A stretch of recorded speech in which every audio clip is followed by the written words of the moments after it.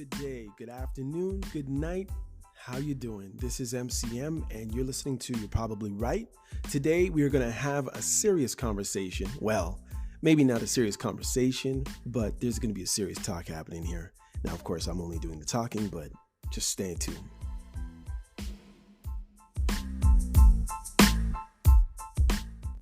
Maybe your stupid opinions aren't right. And are you so sure your life is going so much the way you want it to go, and you're such a bloody paragon of virtue, and the light is shining out every orifice, and everyone who disabuses you of your notions is evil?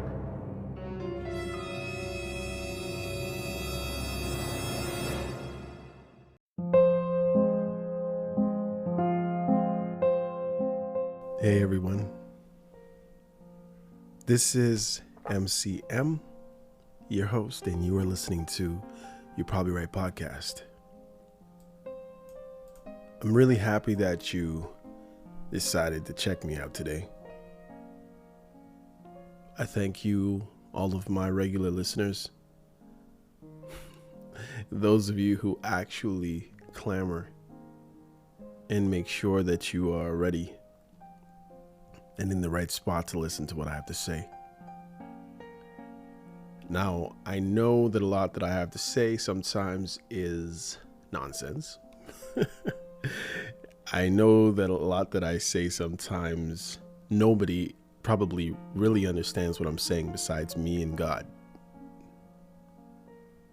But that's okay, because there's always a possibility, and I hope it's the case, that what I say might somehow have some meaning in your life, as if it was you who were saying the words yourself, and maybe it might bring you to some type of semblance as regards to you being a better person, you getting closer to God, you worrying less, you healing more, or you trying to heal someone else more than maybe you would have tried at a different time, or maybe a time before you listened to the podcast. Okay, I'm not delusional. I don't think I'm all that, and I don't think my podcast is either. So let's just straight up say that. Also, this podcast is for entertainment purposes only. I am not a professor, and I don't profess to be a professor of anything. I am also not an ordained minister, nor am I a doctor of theology. I am just a guy, a sinful man who's made many mistakes, who will probably make more, undoubtedly make more. But with all of my heart, I strive to be better than I am today. And most certainly better than I was yesterday. You know, the end of the year is here. And I'm just looking for something new to happen in the new year. I'm looking for something great to happen in the new year. But I realize that that's not always the case. Because sometimes from year to year, from day to day, from hour to hour, from minute to minute, from month to month, to week, second to second, you could just be on a downward spiral. You know, there is a lot to be said about contentment. I'm learning more and more to be content. life may not bring you a bed of roses.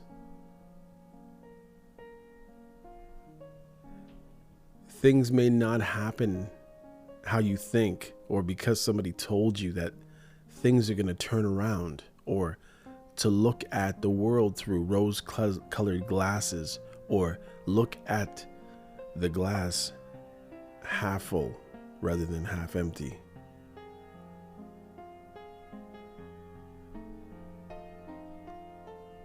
People can say it,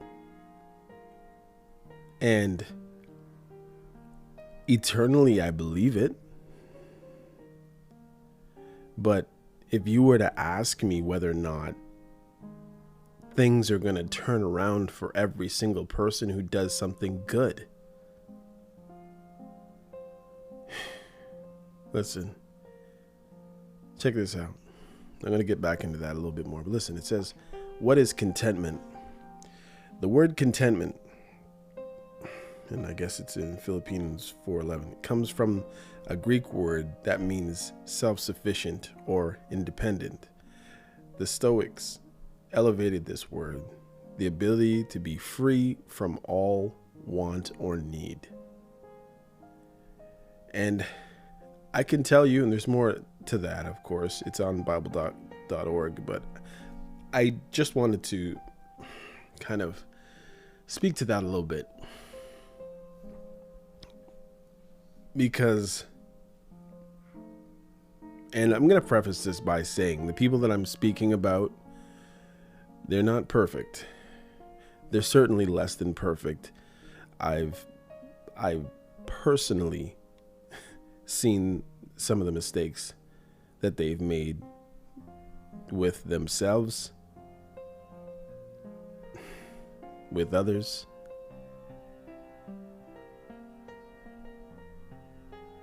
So I don't have any illusions or delusions of, oh yes, this person was perfect, and because they were good to me, they were good to every single other person who walked the face of the earth. No. I can't say that they had the right intent all the time. I can't say that they weren't bitter many of the times. I can't say that they knew what they were doing most of the times.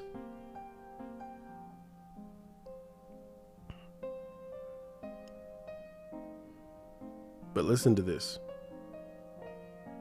1 Timothy 6, or should I say chapter 6 and verse 6 to 8. It says, "Now there is great gain in godliness with contentment. For we brought nothing into the world, and we cannot take anything out of the world. But if we have food and clothing, with these we will be content." So in other words, you're going to strive for food because your stomach's going to hurt seriously if you have no food. You're going to strive to cover yourself and keep yourself warm because we do not have enough hair on our body to keep us warm, and we need to be protected from the elements and the outside hostile environment outside. Rain, too much sun, too much snow, too much cold, too much heat, animals, bugs, and the list goes on. Not to mention shame. Adam and Eve. So we will strive for those two things. But beyond that, we should strive to be content with what the Almighty God has given us, loaned us, allowed us to use. Why I say given or loaned, or rather loaned? Because we don't own anything. And as the scripture said, we take nothing with us. You know, it's funny. My father used to speak about funerals. He used to sing funeral songs. He was constantly going to funerals and thinking about past people in his family and those he knew, thinking about their lives and I guess reflecting a lot. And I can understand why now. Now that I'm a lot older, I was saying again to one of my kids, I said, actually the child asked me, how old was Grandpa again when you were born? And I said he was 48, turning 49. My dad was born in 1923. And there's all kinds of history there. Stuff that he told me. He was slightly older than Malcolm X and Martin Luther King. He experienced a lot of the injustice that was going on toward black people as he was a young man, and he had immigrated, or at least he was working in the United States, in Massachusetts and in Florida. And he spoke about it a lot. He also lived in England before coming to Toronto. And he sometimes would detail, it was so graphic for him and so alive in his memory that I think sometimes he, as young as I was, I think he just wanted to be able to tell somebody the experiences that he had. And me being an inquisitive little guy, he knew that I would hang on every word as he retold some of the abuse that he saw many men take during his times working in the United States. I made a joke. It's not really a joke, but I was talking. I said, man, Grandpa must have really had to suck it up and toe the line to stay out of trouble in those days. I think I didn't stay short of saying, man, he must have had to play the house. You know what I'm saying after that word. Because it wasn't easy to stay out of trouble in those days. Some of the overseers and bosses back in those days were just waiting for you to say something adverse so that they could let you know who's boss.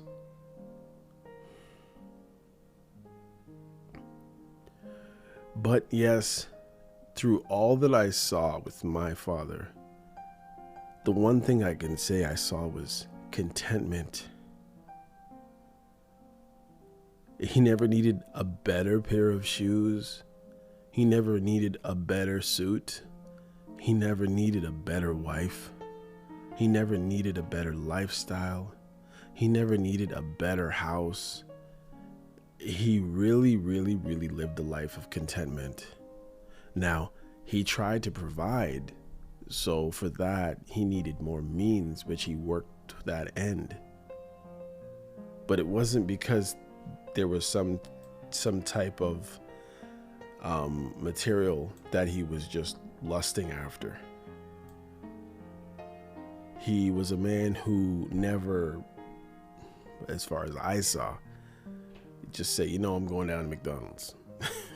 No, I've already done that for both of us many times. Certainly during COVID, of course.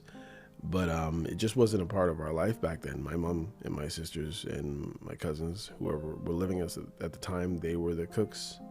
And my dad would, if the kitchen was cleared and it was on a Saturday and people were doing other things, he would try to fend for himself and myself and whoever else was around. He had no problem trying to cook up the little things that he knew how to cook. He had no issues with getting on his hands and knees and cleaning the washrooms. And he didn't expect my mother to do it. He had no issue with going out and digging up into the garden and planting numerous vegetables. He had no problem shoveling the snow or cutting the grass or just being a man's man. And that was my dad. But he was full of contentment and peace. Now, there was a lot of things that I had to watch as far as he was concerned, but because there wasn't many explanations about a lot of stuff, it was just, that was life. Hope you're watching. Hope you're gleaning what's happening around here. I hope you're making the right choices. It was more of that kind of teaching that I got. And the one verbal thing I remember him saying is, in his Jamaican accent, was, "Mind friend." In other words, he was saying, mind the company I keep. Mind the people who I would call friends. Because if you weren't watchful or diligent in watching, your so-called friends could get you in a lot of trouble. But I think I watched that to a fault. And then I still got myself in trouble with friends. So-called friends.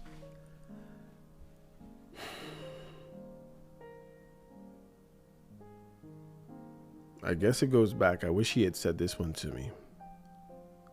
And I guess it took me a while to see it myself. But everyone who says they're your friend is not your friend. And everyone who plays the enemy is not your enemy.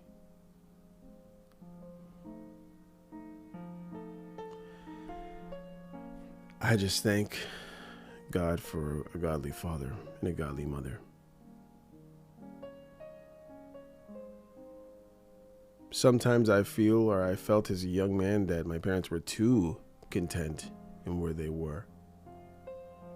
They were too okay with having second best or mediocre, that there wasn't much striving to do better in this world. They always had a certain degree of class that they would hold themselves up to.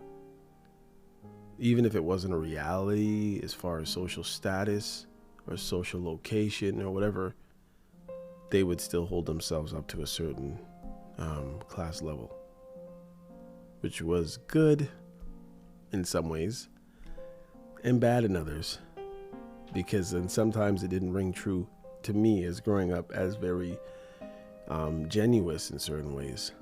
You know, it's kind of like that little weird example of going to a gathering, you know, maybe around a lot of church brethren or at somebody's house. And for some reason, we all caught on this disease of saying, "Oh, no, I'm not hungry. Oh, no, I don't need a drink," when you were starving or you were thirsty. There was this thing, this holdback, this extra holdback that, yeah, Mom could cook up a whole bunch of stuff and bring it somewhere, and it could be a get-together, a party, whatever it is. And she might have emptied everything that she had to create this amazing dish or whatever it is. And then it would go out to the guests, and we would stay away from the food and then go back. Or when everybody left, there was like pure scraps left, and we probably didn't have for the next day properly because our parents spent what they had on the gathering or the get together or whatever it was, usually surrounded by a church. Wasn't so sure about the motive, but I used to be ticked off sometimes saying, "Man, what about us, man? You're cooking all this food, there ain't nothing in this house and we can't dip into this." And it was to go to church. That's my mother's style of cooking and stuff and doing what needed to be done. She was always willing to do it, even if we didn't have it. Like, we weren't going to bed hungry in 99.57 or whatever 57% of the time. But sometimes we didn't have the choice of foods that we would smell staying here. My mom would get up sometimes at 4:30 in the morning to cook a roast to bring to work. And you would smell it. It would be like the best thing you've ever smelled in life. Oh man, it's crazy when I think about it. I hope you don't mind me just talking to you.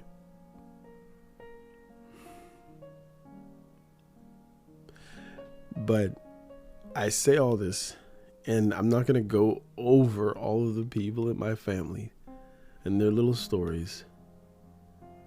But sometimes I look and I say, wow, life really on this earth does not add up. You know, let's just say there was some type of malice or some type of bitterness, sourness, hurt, pain, unrest within the 3 people of my family that passed away, at least. Now, I can't draw my brother into it. Now, if you kind of check this in your mind's eye, and I mean, if you really want to write it down and really be meticulous about it more than I am, of course, you can write the stuff down. But I can tell you that my father of 81 years, turning 82, died in 2005. Now, my brother, who was 44 in 2 months, died in 2007. And my sister died in 2022 at 52 years old and 2 months. And when I look at my mother, my mom, who's not passed away, but who is living with the effects of aphasia, maybe by way of dementia or whatever it is. She's a shell of her former self in every way possible. So, again, not so much my brother, because he just had so much of a different outside the box type of lifestyle in general. Even when he was here, there was always some drama. There was always a drama being played out with him. Nothing was ever really just easy.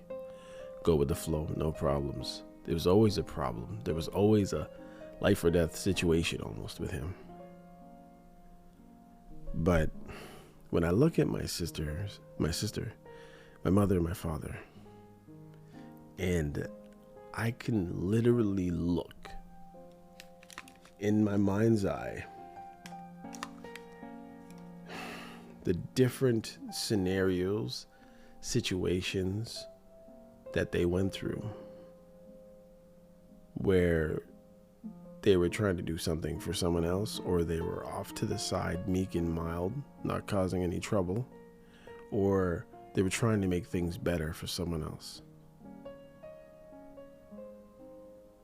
or just working, just head down, moving an item from slot A over to slot B, turning it around, putting it in slot C, and just over and over and over and over. No fun, just over and over and over.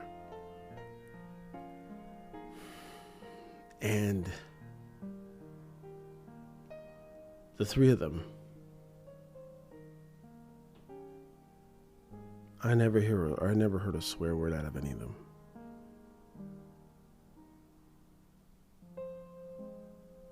You know? Not even one. And I was around them a lot. I never saw them hit each other or anyone else in anger. Now, my father had to be a father to my brother, so he might have got it. And I remember I got one swat one time from my dad. And I did get disciplined by my mom, but it was just 100% just. And of course, I got slapped every once in a while by my sister, and I slapped her back a few times. That ended when we were really, really young. But other people, no. I guess I would be the one that would be the common denominator. I got a swat from all three of them people. Even my brother gave me one. He tried to spank me one time when I was 12. That didn't go down so well. He was 19, I think turning 20. Thought he was a man because he came back to the house and stuff like that. Yeah, everybody laid hands on me, to tell you the truth. Now that I'm thinking about it. But it was never in any kind of a abusive way. But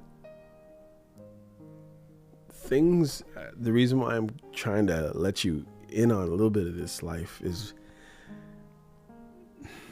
that, listen, I believe that the heart of man is desperately wicked. I know a lot of you out there think, oh, we're good. People are good. At heart, they're good. But I don't know that, and that's not what the Bible says. And the reason why I even know that for certain is, think of all the things you've done, even as a 2-year-old, or as you've seen a 2-year-old. You've seen a 2-year-old just come off with a lie, or not a lie, tantrums. Maybe a 3-4-year-old, they'll lie about not touching something, or not taking something, or not eating something, or shouting, or whatever. Like, it's in them. You've seen the rage in little kids. Nobody teaches them that. I know a lot of people think, oh, it's because the mother and the father had. No, sometimes the mother and the father have no issues with each other. It's just in the child. Sin. We're born and shaped in iniquity, the Bible says. But, as far as good people go, or as far as the goodness in people goes, these people were good in a natural sense. But yet, the lives, how they deteriorated and how they ended, as far as my sister and my father were concerned. My dad, he retired, and he had a couple falls, and he also had Parkinson's, and I would assume that the Parkinson's played a huge role in him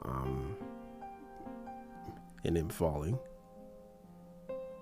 I remember one cool time where me and my father had to jump out of the way of a car that jumped the curb. And now that I look back at it, I don't know if he could have moved any quicker, but he knew to stand behind a pole when the car jumped the curb, and the car slammed into the pole, and my dad was behind the pole. I had already flew and got behind a whole fence that was sticking out on the street.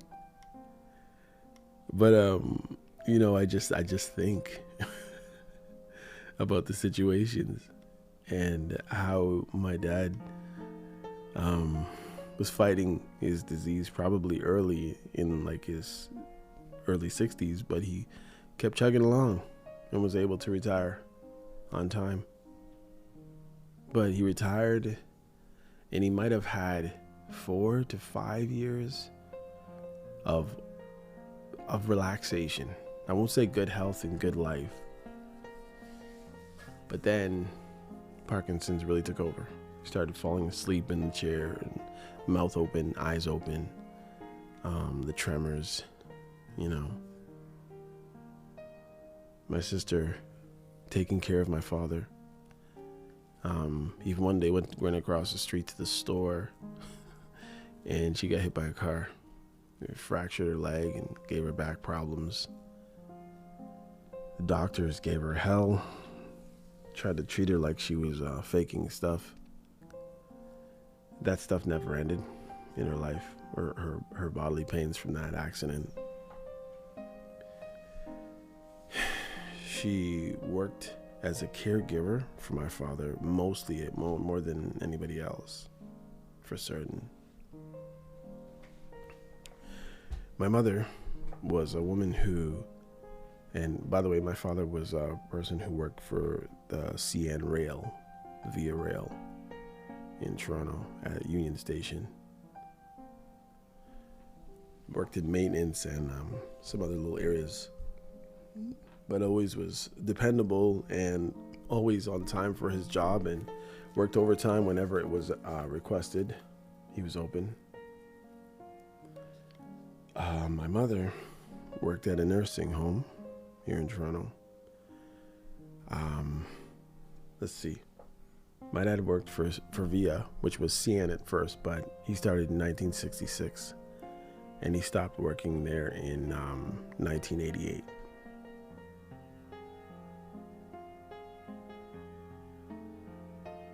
So that was, 22 years? My mother worked at a place called Candy Lodge in Toronto, Scarborough. She worked there for, I think it was 37 years. And then she retired. She actually worked an extra 5 years. I'm pretty sure she retired at 70.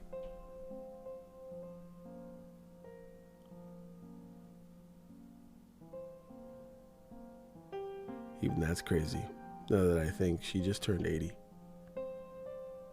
And where life has taken her in 10 years.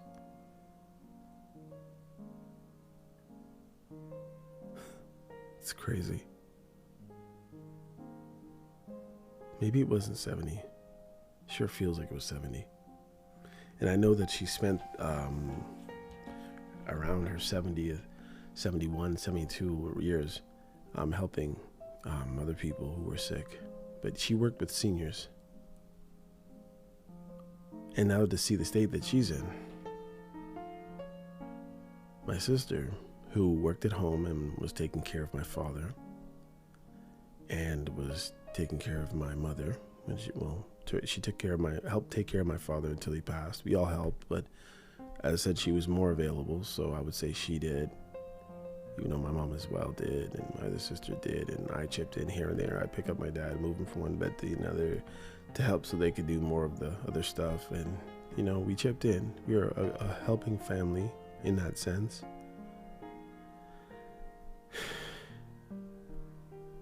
But when he passed away,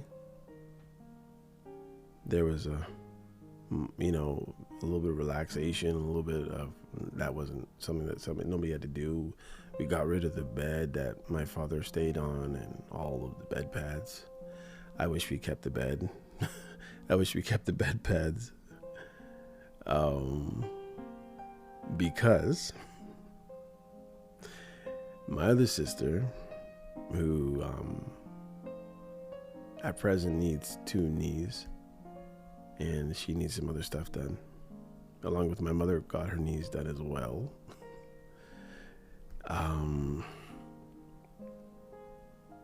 But my sister, who was the caregiver, the one who passed away, was a caregiver for my father. He passed away. She became a caregiver for my mother, who was moving slower, who needed a little bit more help around this, that, and the other. She was also a caregiver for my older sister. And next thing you know, we're in the middle of the throes of COVID, and she collapses with a seizure. Yada, yada, yada. I got to the house. Well, no, I got told to go to the hospital because she's at the hospital. Or no, we were at the house. Sorry. No. She went to the hospital. She came home. I can't even remember. It's all a big blur.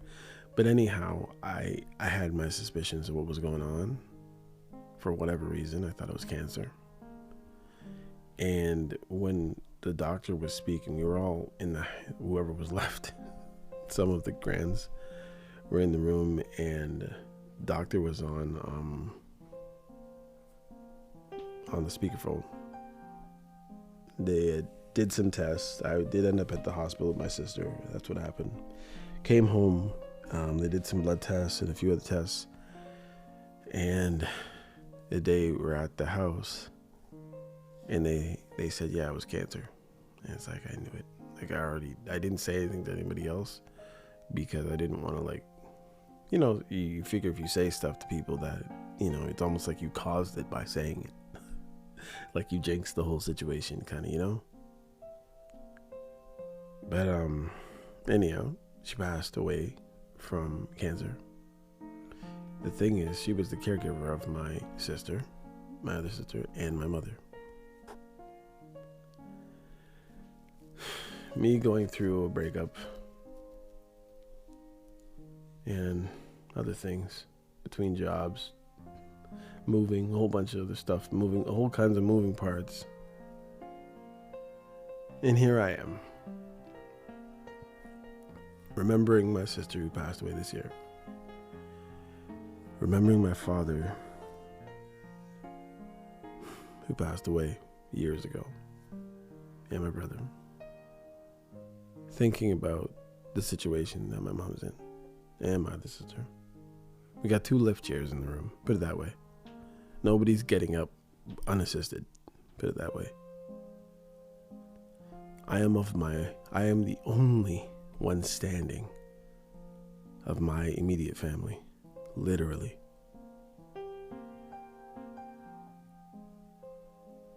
And I'm in the worst shape of my life. I've gained weight. I was actually on the comeback trail right at the beginning of COVID. I just bought a gym membership. I had just gone back, and I'd start to lift some weights, and I was swimming. Of course, I had to stop that swimming part because my ear was bleeding due to surgery that it just doesn't allow me to swim anymore, which really sucks because I was a really good swimmer and I really liked it. Anyhow, COVID put an end to all of that. And here we are. I don't know what the year, I don't know what the longevity of my mother is going to be, nor my sister. House needs to be worked on. Health needs to be pursued and had by all 3 of us. Although I don't know how practical that's going to be for anyone in different ways. But my whole thing is I'm content. I'm sad, but I'm content.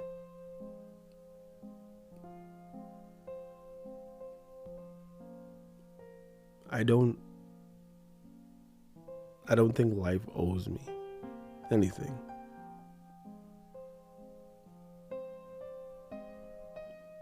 I don't think God owes me anything.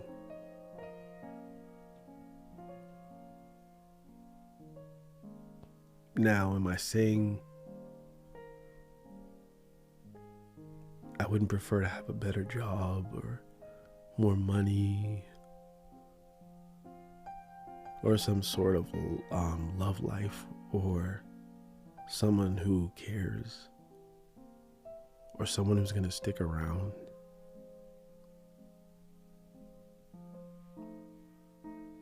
Sometimes I feel like a nut. Sometimes I don't know.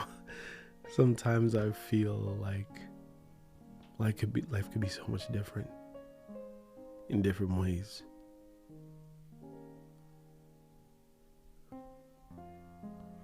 But I know that life could be worse.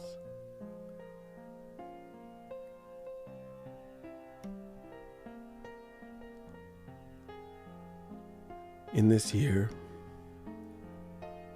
where I lost my closest sibling in age and just in knowledge of one another, this year in which I lost 2 aunts.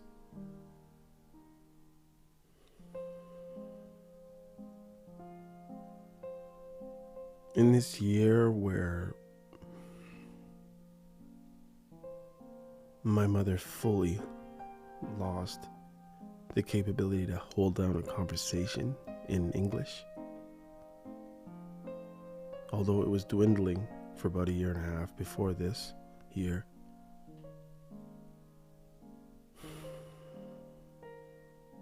In this year that I have to help change my mother.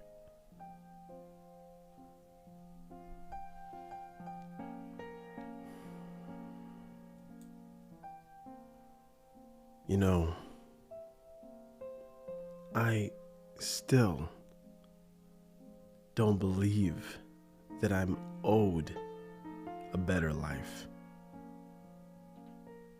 I could be homeless fully. I could have been beaten to a pulp for various sins that I've committed. I could have been locked up. I talked about a time when I did something stupid at high school, just fooling around, no ill will intent at all, but what I did could have seriously injured someone, and I could have been locked away and put in jail. And I could have experienced that life at 17.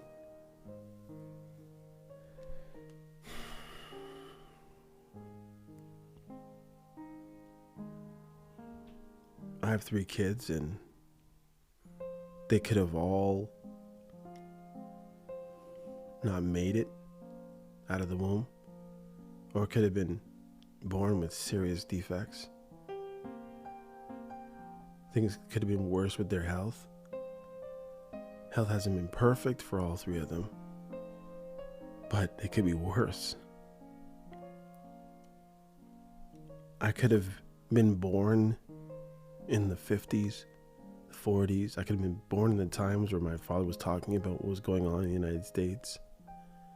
My parents could have settled in the wrong part of town. I could have been injured numerous amount of times when I look at all of the foolishness that I did in the back in the day, in the 80s, when kids were kids and they were crazy. Or we were crazy. You know, I think of all of the things that could have happened. And yeah, I would love to have my wife back. I would love for her to accept me for who I am. I would love for her to be able to trust me and believe when I say that there's been nobody else. Or that I really do love her, and the mistakes that I've made in maybe not being as protective as I should have, or as hard working as I should have, or brought in the bacon as much as I should have brought it in, or whatever. I wish I could have been more of everything, more of who she needed. I wish I had more of a drive to do maybe the things that they thought were more beneficial, and maybe they would have worked out better. But when I look at the slime ball, the ill-willed, crooked, sneaky, sometimes lying, but meek and small and not small, but meek and mild in most situations, and soft mannered in tone most of the time.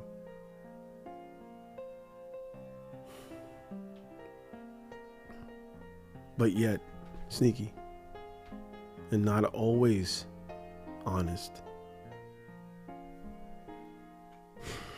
But I think of all the stuff that I did And I think of the way that I look at those people in my family and I say, well, that doesn't line up. Do you reap what you sow?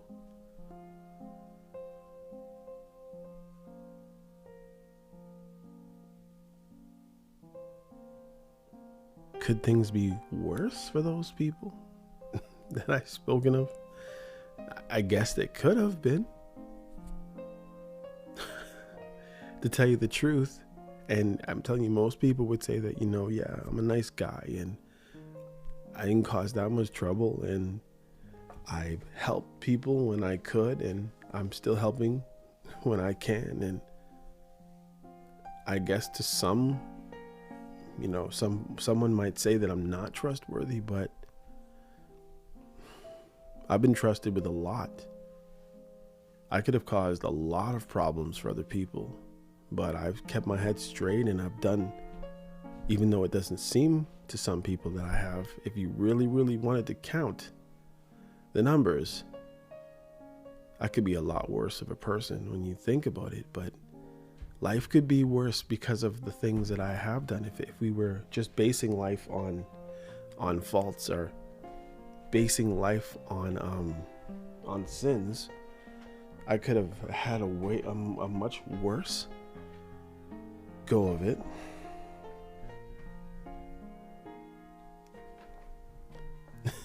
And I look at my parents and I'm like, and my sister and my brother,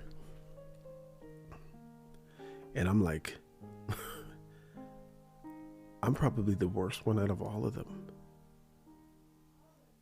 And yet here I stand.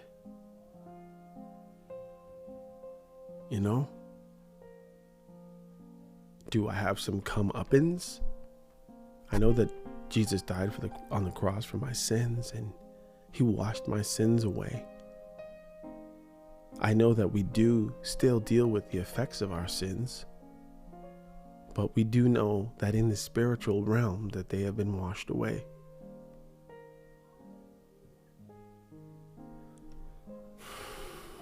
But I have myself thinking sometimes, I'm like, man, I do not want to live to 80. I've seen 80. I've seen it 2 times that both my parents made to 80. And neither 80 was good. At 80, my father was in a bed, nonverbal, stricken with Parkinson's, lying in a hospital bed, having to be changed by me, my sisters, my mother, and the little PSWs that would come by from time to time. He was a man, a private man. Man, he was being changed like a baby on a bed. Couldn't talk anymore. Changed, his underwear being changed by strangers, strange women.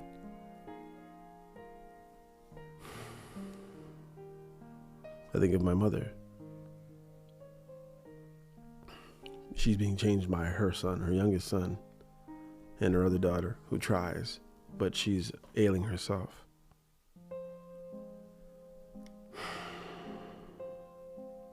After, let's say, 40 years and more, because she had kids, 4 kids. So after 40 to 50 years of changing diapers and taking care of people, she now needs to be taken care of. And some of those whom she has taken care of and taken in don't even call to see if she's okay. Spread out and go live their own lives. Users. Lame. But as I said before, she's not perfect. She rubbed some people the wrong way. She spoke out of turn here or there and was probably angry at some things that she shouldn't have been angered with. Or maybe she knew more than... It's hard to say. Can't judge a person's life, but for the most part, except for maybe 2 or 3 people that I can think of, for the most part, people really like my mom. I saw how they treated her when the day that she was retiring at her workplace. I saw the adoration and the respect that at least 30 to 40 other employees had for her. A place that she worked for over 37 years, so she had a good name for herself. I saw her working in the church and the stuff that she used to do for the church and the respect that was there, the hard work that was there. And now I look at her life and I'm like, man, okay, I haven't even done half of what she's done in a positive way.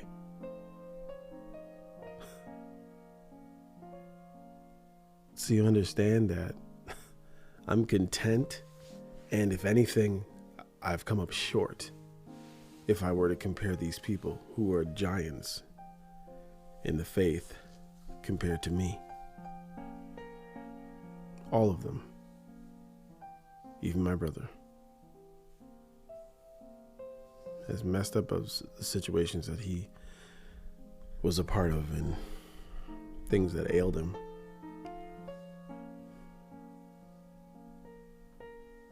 So, I just wanted to say that, I am content.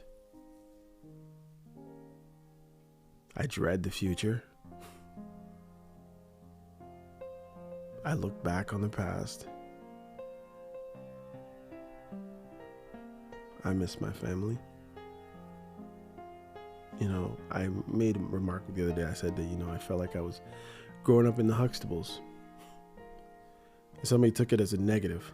They said, because, you don't want to be the Huxtables because Cosby was a pervert or whatever the situation was. But that's not what I was talking about. I wasn't talking about Cosby. I was talking about the Huxtables. Or the Brady Bunch. Or 8 is enough. Like, I literally thought I grew up in a wonderful home for the most part. Yeah, I grew up damaged. And there were other succubuses around, evil people around, to do just enough evil to my parents' children to affect us in various ways, mostly negative. We had user family and friends, some who just weren't really users but just kind of stepped over us in a sense. Sucked out what was good and spit out what was not so good or useless and moved on. He used to bun us. That's a term, a Jamaican term there. Bun, burn, same thing, whatever, right? Or used to grind our gears when some of our family members used to walk in the house with their shoes on. And these were the days when the carpet wasn't decrepit. It wasn't run down. These days to walk up the stairs and come check my parents with their shoes on. Or in the walk right straight in the kitchen. And we'd be like, these people have no respect. But that's a whole nother story. Nobody would say anything. We would talk about it after. It's like, you catch the nerve of them just walking in the house with their shoes on. Where's the respect? It was like, oh, we're just going to the dirty, house. So, and those times the house wasn't dirty. Back when I wasn't in control of the upkeep. Back when we had satin pink curtains and satin beautiful old style furniture, and the house was brand new because we were the first people in this house.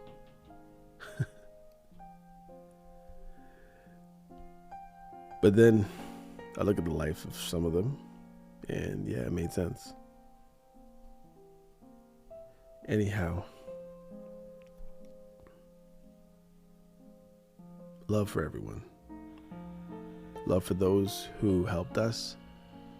Love for those who we've helped.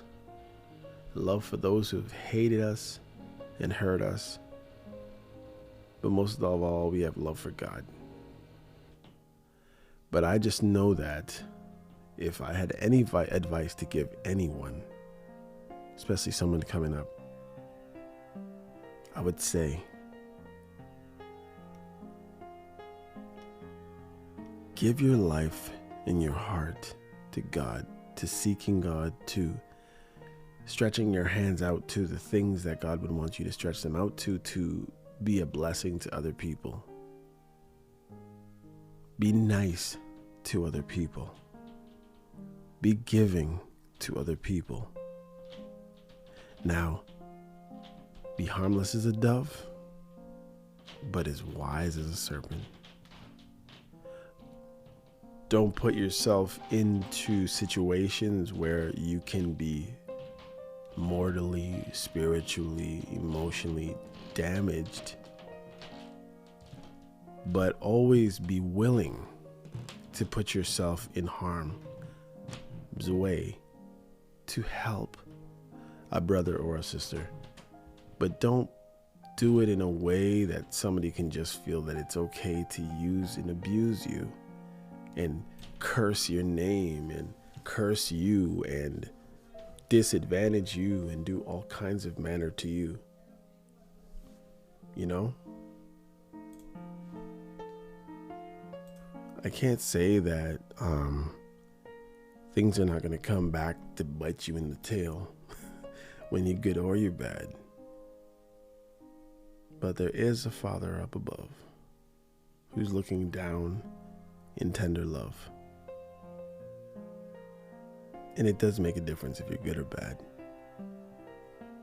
So, be good. And if things work out the way that you want them to work out, great. But if they don't, that doesn't mean that God doesn't care. It doesn't mean that God's not here. It doesn't mean that God's not alive. It just means that you're going out with a bang, and hopefully when you go in to eternity, God accepts you with open arms.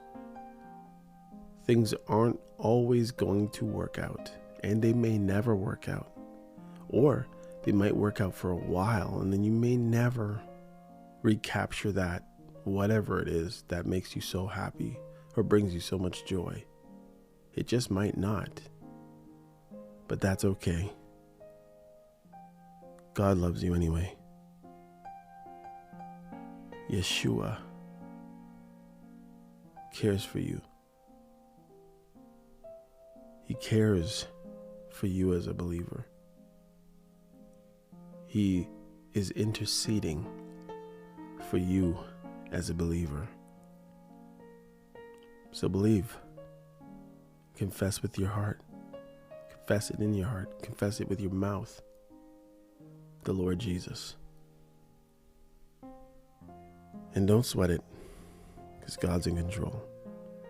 Anyhow, that's it for this episode of You're Probably Right, because I'm probably right. I brought you into my life a little bit here.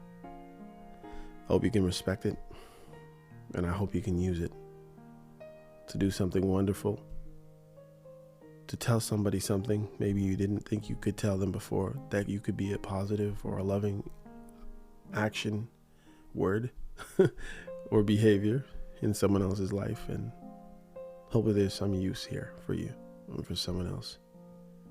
Do me a favor. If you are a regular listener, reach out to me, or you can reach out to someone else and say, hey, maybe this is a podcast that you could probably listen to. It might be able to help you out a little bit. And if not, that's okay. And if you're sitting there laughing and saying, man, this guy is an idiot, but he's certainly entertaining, then I guess I've served my purpose anyways. Anyhow, it's MCM signing off. Take care until next time.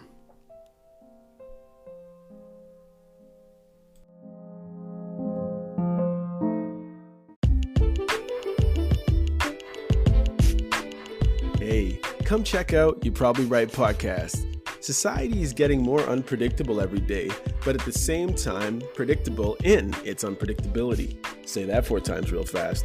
Come with me as I attempt to find clarity in all the fog while staying way outside the box and kicking the box way down the road with my size 12 dogs.